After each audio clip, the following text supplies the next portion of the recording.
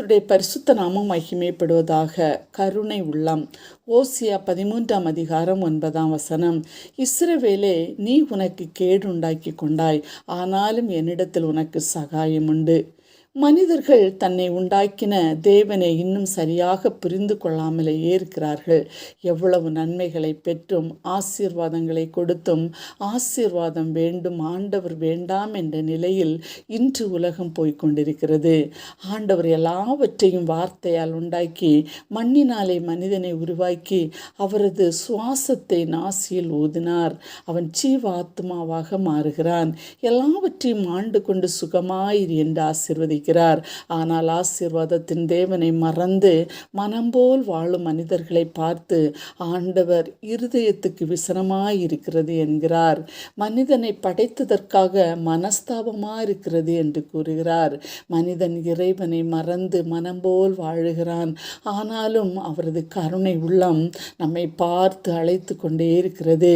நீ உனக்கு கேடு உண்டாக்கி கொண்டாய், ஆனாலும் என்னிடத்தில் உனக்கு சகாயம், உதவி, அரவணைப்பு, அன்பு, பாதுகாப்பு உண்டு, வா என்று எதிர்பார்த்து நிற்கிறார். பிரியரே, ஒரு அப்பாவுக்கு 2 பிள்ளைகள். 2 பேருமே ஆண்டவருக்கு பிரியமாய் வளர்க்கப்பட்டவர்கள். இளையவன் அப்பாவை மறந்து, சகோதரனை மறந்து, தன் ஆஸ்திகளை எல்லாம் வாங்கி கொண்டு தூர தேசத்துக்கு போய் துன்மார்க்கமாய் நடந்து எல்லாவற்றையும் இழந்து போகிறான்.